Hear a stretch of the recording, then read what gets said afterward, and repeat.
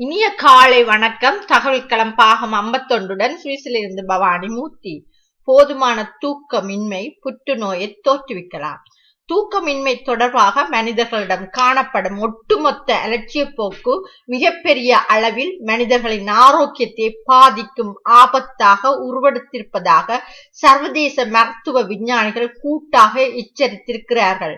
Oxford, Cambridge, Harvard, Manchester மற்றும் Surrey பல்கலைக்கழகங்களை சேர்ந்த விஞ்ஞானிகள் கூட்டாக இந்த எச்சரிக்கையை விடுத்திருக்கிறார்கள். மனித உடலின் இயற்கையான செயற்பாடான தூக்கம் மற்றும் விழிப்புத்தன்மையை கட்டுப்படுத்தும் மனித உடலியக்க செயற்பாட்டு கண்காணிப்பு தன்மையை ஆங்கிலத்தில் பாடி கிளாக், அதாவது உடல் கடிகாரம் என்கிற பெயரில் விஞ்ஞானிகள் அழைக்கிறார்கள்.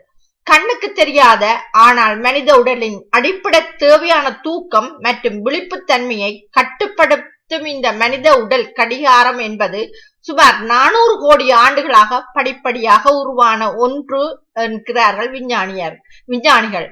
உடலில் தூங்கும் பழக்கம் 400 கோடி ஆண்டுகள் பழமையானது. ஒரு நாளில் 24 மணி நேரத்தில் சராசரியாக வெளிச்சமாக இருக்கும் பகல் 12 மணி நேரத்தில் மனித உடல் விழிப்புடனும் துடிப்புடனும் இருப்பதும், வெளிச்சமற்ற 12 மணி நேரமான இரவில் மனித உடல் உறக்கம் கொள்வதுமான நடைமுறை என்பது இன்று நேற்று உருவானதல்ல. அது இன்றைய மனித உடல் உருவாக காரணமாக இந்த சுமார் 400 கோடி ஆண்டு பரிமாண வளர்ச்சியில் படிப்படியாக உருவாகி மனித உடலுக்கு பழகிய ஒன்று என்கிறார் ஆக்ஸ்போர்ட் பல்கலைக்கழக பேராசிரியர் ரசால் பாஸ்டர். இப்படி பல கோடி ஆண்டுகளின் பரிமாணத்தை தன்னில் கொண்டு அதற்கேற்ப தன்னை தகவமைத்துக் கொண்டு வளர்ந்திருக்கும் இன்றைய மனித உடலின் கடிகார செயற்பாட்டில் தற்போது மிகப்பெரிய இடையூறு செயற்படுவதாக கூறுகிறார் அவர். சுமார் 60 ஆண்டுகளுக்கு முன்னர் மனிதர்கள் தூங்கிய சராசரி நேரத்தை விட இன்றைய மனிதர்கள் ஒரு நாளைக்கு 2 மணி நேரம் குறைவாக தூங்குவதாக கூறும் அவர், இந்த குறைவான தூக்கம் மனிதர்களின் உடல் ஆரோக்கியத்தில் மிகப்பெரிய பாதிப்பை ஏற்படுத்தி வருவதாக எச்சரிக்கிறார். தூக்கமின்மை என்பது வெறும் இரவு நேர பணியில் ஈடுபடுபவர்களை மட்டும் பாதிக்கும் பிரத்யேக பிரச்சனை மட்டுமல்ல என்கிறார்கள் இந்த விஞ்ஞானிகள்.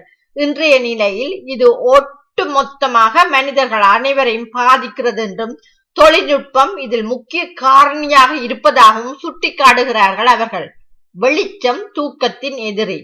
குறிப்பாக குறிப்பிட்ட ரகம் மின்சார விளக்குகளில் நீல நிறம் அதிகமாக இருக்கும் வெளிச்சமும், டபிள்ட் எனப்படும் தொடுதிரை கணினி மற்றும் ஸ்மார்ட் போன் எனப்படும் தொடுதிரை செல்போன்களின் திரைகளில் இருந்து வெளியாகும் நீலம் கலந்த வெண்மையான வெளிச்சம் மனித கணக்கில் தொடர்ந்து மணிக்கணக்கில் படும்போது அதனால் கண்களில் தூக்கம் மிகப்பெரிய அளவில் இடையூறு செய்யப்படுவதாக கூறுகிறார்கள் இந்த ஆய்வை மேற்கொண்ட விஞ்ஞானிகள். அதன் விளைவாக மேற்குலக நாடுகளில் பள்ளிக்கூடம் செல்லும் 15 வயது மாணவர்கள் கூட தங்களின் தாத்தா பாட்டிகளின் தூக்க மாத்திரைகளை சாப்பிடும் சம்பவங்கள் எல்லாம் நடப்பதாகவும் இந்த விஞ்ஞானிகள் கவலையுடன் சுட்டிக்காட்டி எச்சரித்திருக்கிறார்கள். இப்படி முறையான போதுமான தூக்கம் இல்லாமல் இருப்பதன் காரணமாக இதய நோய், நீரிழிவு நோய், உடல் பருமன், தொற்று நோய்கள் மட்டுமல்ல புற்றுநோய் கூட ஏற்படலாம் என்றும் இந்த விஞ்ஞானிகள் எச்சரித்திருக்கிறார்கள். எனவே மாலை நேரத்தில் தொடுதிரை கணினி அல்லது தொடுதிரை செல்லிட பேசி திரைகளில் மணிக்கணக்கில் பார்க்கும் பழக்கத்தையும், வீடுகளில் மின் விளக்குகளில் கூடுதல் நீல நிற வெண்மையை வெளியிடும் விளக்கு வெளிச்சத்தில் இருப்பதை தவிர்க்கும்படியும் விஞ்ஞானிகள் யோசனை தெரிவித்திருக்கிறார்கள். ஆரோக்கியமற்ற உணவைப் போலவே தூக்கமின்மையின் நோயை தோற்றுவிக்கும்.